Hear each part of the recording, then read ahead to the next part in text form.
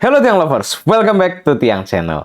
Pada episode yang kelima kali ini, edisi Buta Excel akan menjelaskan fungsi alignment. Nah, fungsi alignment ini banyak teman-teman, tapi sangat mudah dimengerti dan sangat mudah dipelajari.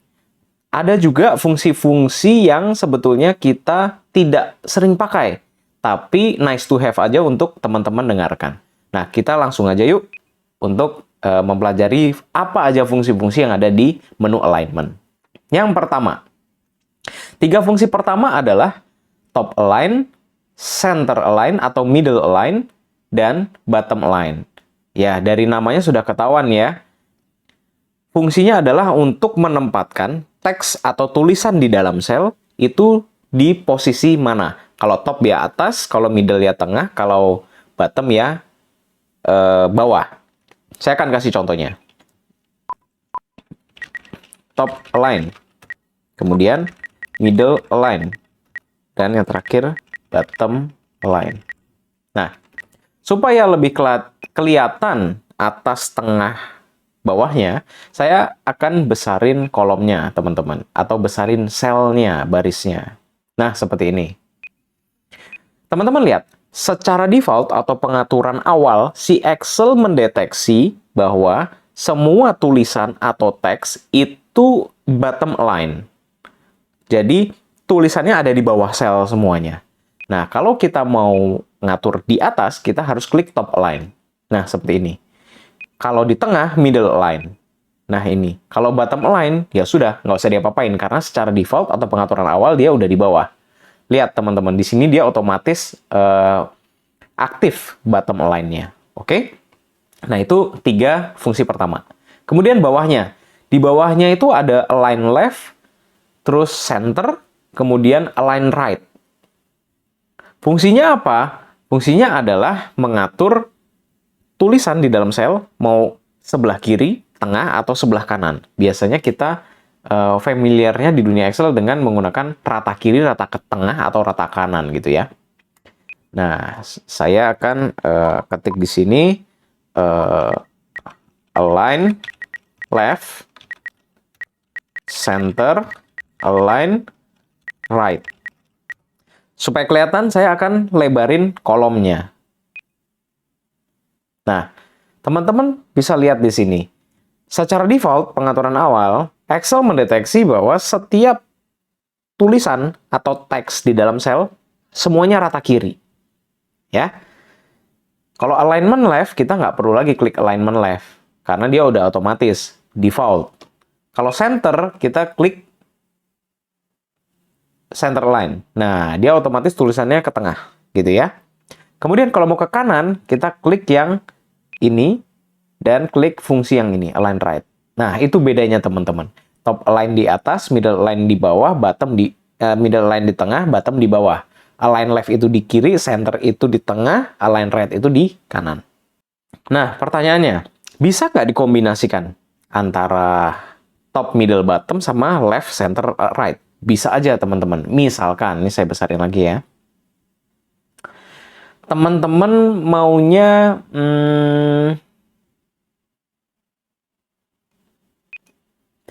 di tengah, tapi di kanan. Tengah kanan, berarti middle,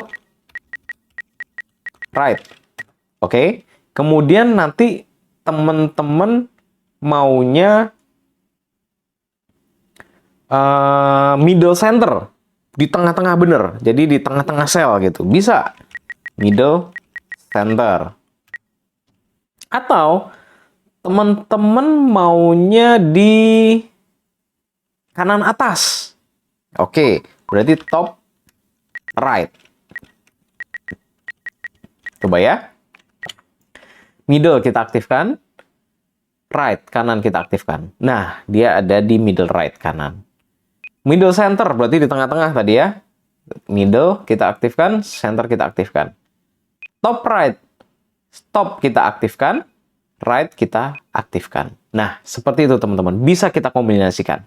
Ya, jadi di sel itu kita bisa posisikan teks atau tulisan kita dimanapun. Oke?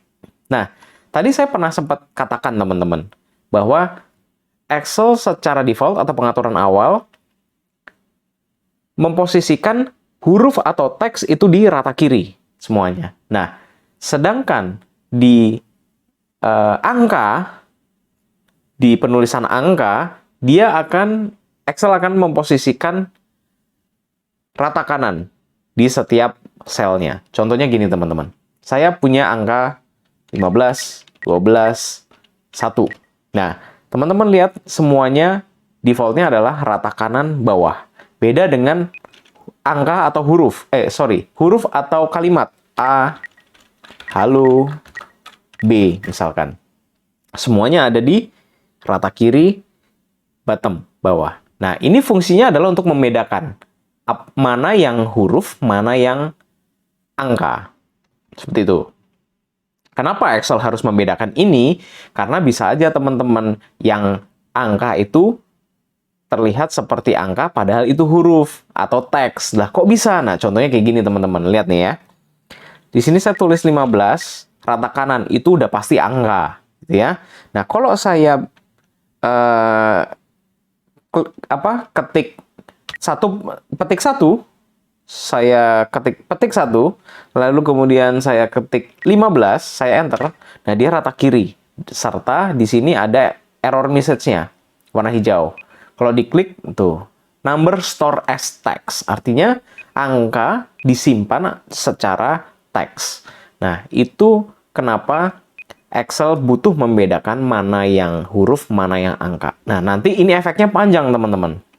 Efeknya bisa mempengaruhi rumus yang akan kita pergunakan. Ada rumus-rumus yang bisa kita kalkulasi kalau dia angka, ada yang tidak bisa. Nah, kalau misalkan kita mau mengkalkulasi 15 yang berupa angka, tentu bisa. Tapi ketika kita mengkalkulasi pakai rumus 15 yang teks ini, maka pasti akan error. Gitu ya. Nanti itu akan ada pembahasannya, teman-teman. Oke. Kita lanjutkan dulu mengenai alignment ini. Oke. Kemudian, ini saya hapus semuanya. Atau nggak usah saya hapus deh. Saya ke bawah, kita lembar baru. Nah, kita akan mempelajari ini, teman-teman. Orientation. Orientation ini lazim digunakan untuk membuat tabel, misalkan. Contoh, di sini saya mau membuat tabel hari ya. Senin, Selasa, Rabu, Kamis, Jumat, Sabtu, Minggu. Kemudian di sini penjualan, ini pendapatan.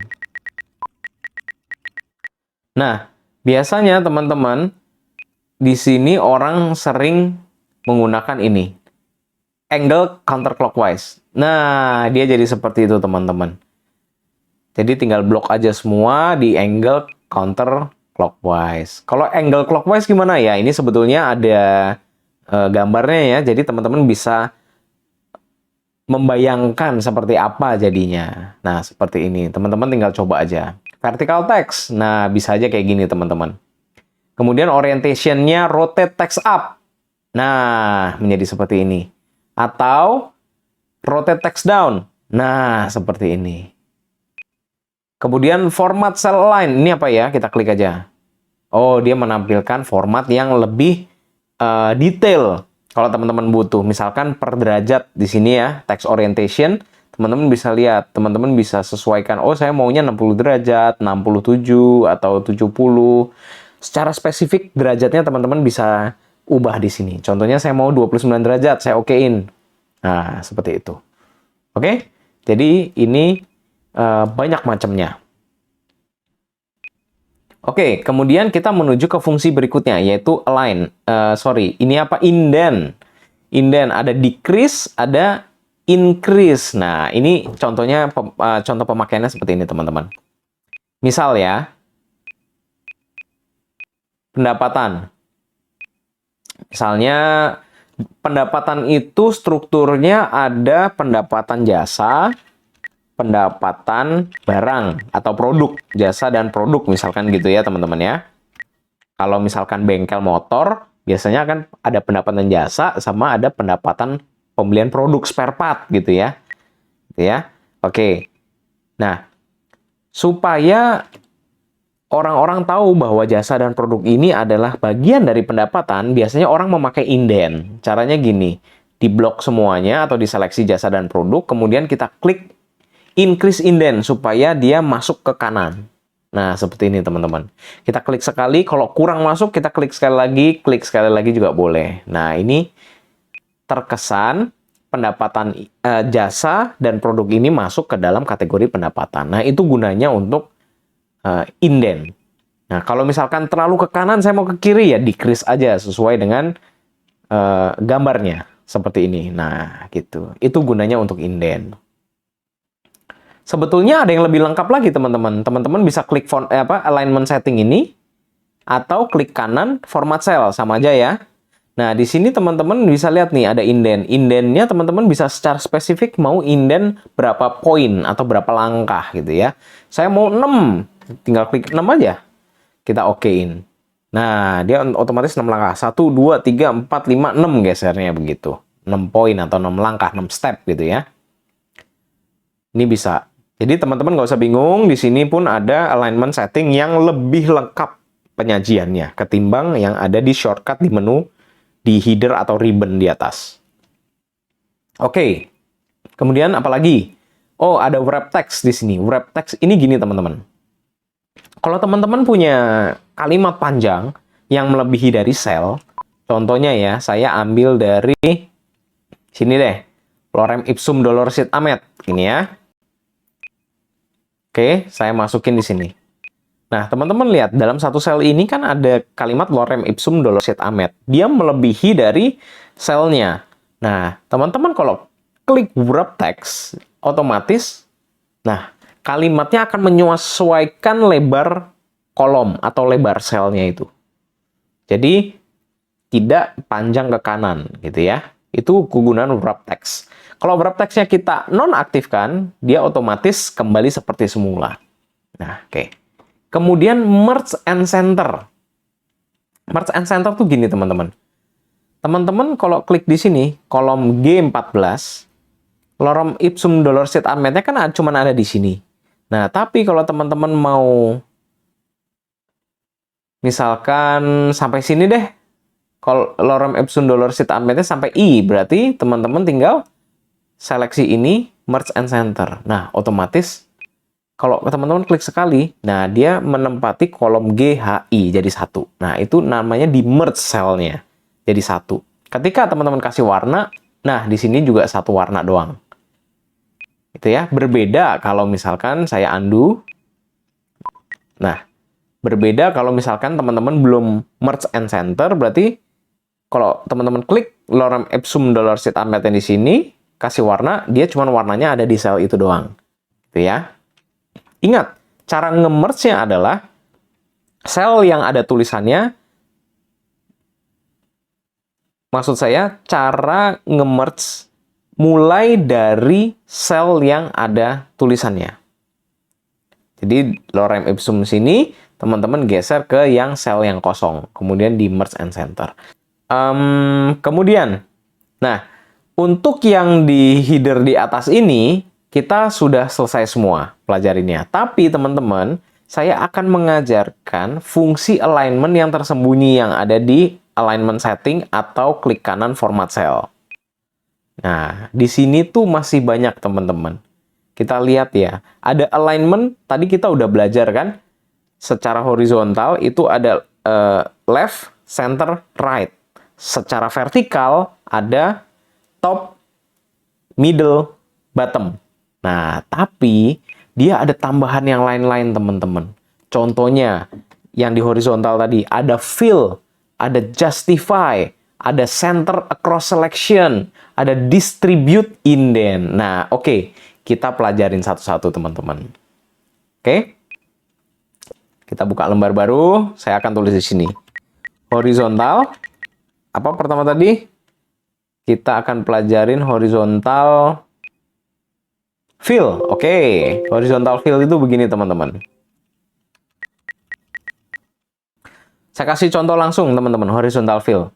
Sel ini, sebelum saya beri horizontal fill, kalau saya ketik angka 1, dia tetap akan jadi angka 1. Saya ketik angka A, huruf A, dia tetap akan menjadi huruf A. Oke? Kalau saya beri dia fungsi fill, kita akan lihat teman-teman apa yang terjadi. Nah, A-nya otomatis menjadi banyak. Kenapa bisa gitu? Karena namanya aja fill. Jadi dia mengisi kekosongan sel dengan angka yang atau huruf yang kita input. Contoh ya, kolom ini akan saya geser ke sini. Bukan saya geser, saya lebarkan. Otomatis A-nya dia akan ngikut. A semuanya sampai mentok. Padahal nilainya cuma A doang, 1. Teman-teman, lihat di atas ini. Kalau saya ketik B gimana? Ya sama. B-nya dia akan ngisi semuanya sampai mengisi satu sel penuh. Nah, saya kurang ngerti juga ini kegunaannya untuk apa karena saya belum pernah memakai ini di dalam aktivitas kerja saya. Mungkin teman-teman kalau misalkan udah ada yang pakai dan kegunaannya untuk apa, teman-teman bisa sharing dan komen di bawah supaya teman-teman yang ngikutin video ini bisa saling belajar ilmu juga. Oke. Apakah cuma 1 huruf? Bisa juga 3 huruf, misalkan hand. Nah, dia akan mengisi hand terus sampai habis. Walaupun nilai dalam selnya cuma HEN saja. Begitu. Jadi secara tampilannya dia akan memanjangkan, memenuhi gitu ya. Namanya jadi juga fill gitu, oke? Itu adalah horizontal fill. Kemudian bawahnya kita akan coba menggunakan justify. Ini saya klik justify ya teman-teman ya. Klik. Nah, kita oke. Oke. Horizontal justify. Nah, maksudnya justify itu gini teman-teman. Contoh, kalau saya punya kalimat ini. Lorem ipsum dolor sit amet lagi. Ketika saya enter teman-teman, nah, dia otomatis nge-wrap teks sendiri. Justify itu. Jadi, dia setiap barisnya akan di wrap teks, kemudian disesuaikan dengan lebar kolomnya. Jadi, kalau teman-teman lihat di baris kedua, setelah kata-kata amet, konsektetur, dia itu ada spasi yang paling panjang. Jadi, amet, spasi paling panjang, konsektetur.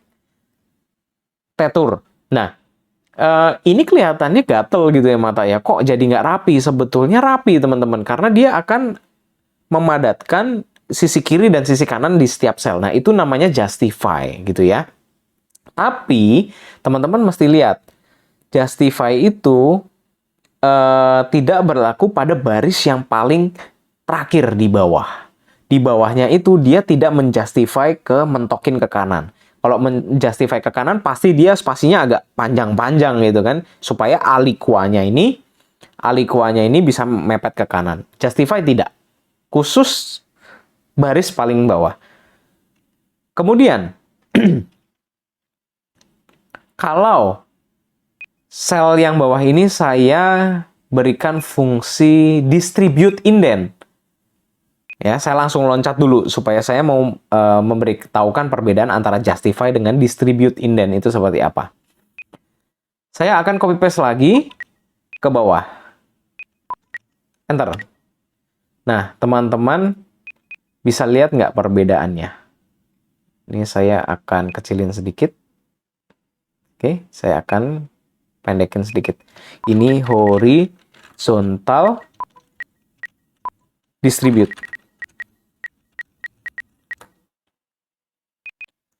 Saya akan besarin sedikit supaya teman-teman tahu perbedaannya. Nah, tahu nggak perbedaannya teman-teman?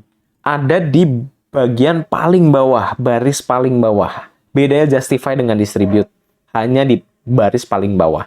Sama-sama dia akan mengepaskan sisi kiri dan sisi kanan sel dengan tulisan. Supaya tulisannya mentok. Jadi membentuk kotak begitu. Tapi di bawahnya yang beda. Kalau distribute, dia juga mempaskan dengan sel tepi kanan.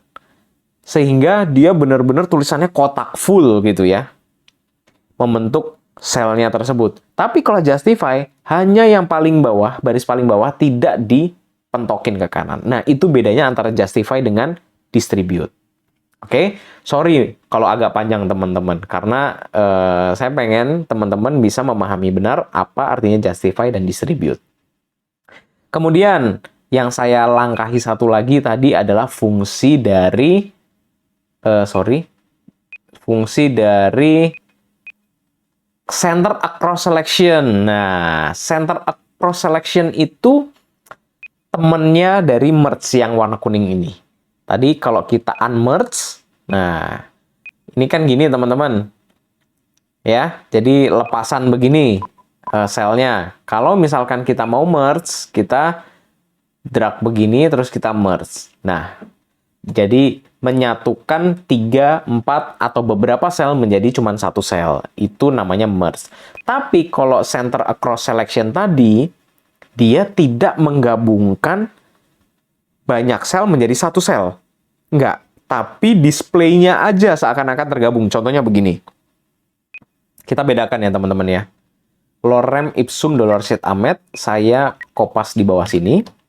Kemudian saya blok seleksi sesuai panjangnya sama dari G sampai I. Kemudian saya pilih center across selection. Saya oke. Lihat teman-teman. Nah, sama kan? Seakan sama, tapi kalau saya klik di tengah sini, tuh, dia tetap lepasan. Sel sendiri-sendiri. Tapi secara display, dia seakan-akan gabung jadi satu. Beda dengan merge yang di atas. Mau saya klik di I, di H, di G, dia tetap jadi satu sel. Nah, itu bedanya. Gunanya untuk apa gitu ya? Nah, kalau ini gunanya adalah biasanya untuk kita VLOOKUP misalkan. Misalkan seandainya kita punya data seperti ini. Januari. Di sini ada target, ada sales, ada pencapaian. Misalkan gini ya teman-teman ya. Kemudian kita merge. Nah, misalkan begini.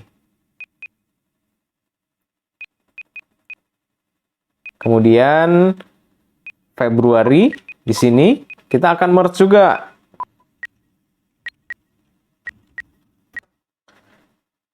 Kemudian di sini ada kode. 1, 2, 3. A1, A2, A3 misalkan kodenya gitu ya. Nah, ketika kita mau VLOOKUP teman-teman, di sini misalkan saya mau menampilkan isi dari sales di A3, yaitu isinya 200 misalkan gitu ya. Kita kan VLOOKUP. Nah, VLOOKUP ketika begini, kita mau ambil salesnya aja, nah dia nggak bisa teman-teman. Kita nggak bisa menseleksi dari J sampai L aja. Karena ketika kena merge, dia otomatis akan menseleksi merge-nya sampai M. Nah, kita akan kesulitan gitu ya. Nah, kalau dengan menggunakan center across selection tadi, contohnya begini, kita blok, kita gunakan center across selection, kita oke-kan. Nah, ketika kita mau VLOOKUP, kita tidak akan terganggu. Contoh.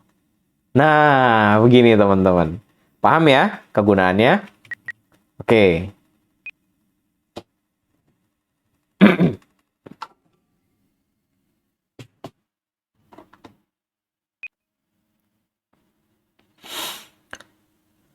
Kemudian, kita akan belajar apa lagi?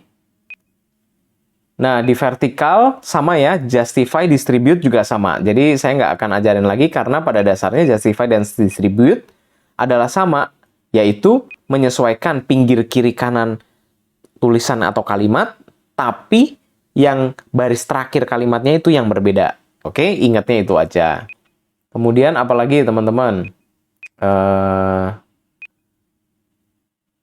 Oke, di sini ada text control, yaitu wrap text. Wrap text tadi juga udah kita pelajari, yaitu kalimat yang keluar dari sel dimampatkan gitu ya, menjadi di dalam sel. Nah, string to fit. String to fit ini lumayan ngebantu teman-teman kalau buat teman-teman bikin data. Contohnya gini teman-teman. Saya akan bikin data, oke, penjualan pendapatan ini deh ya. Kalau misalkan teman-teman menghendaki datanya itu tabelnya itu sama panjangnya, sama lebarnya, gitu ya.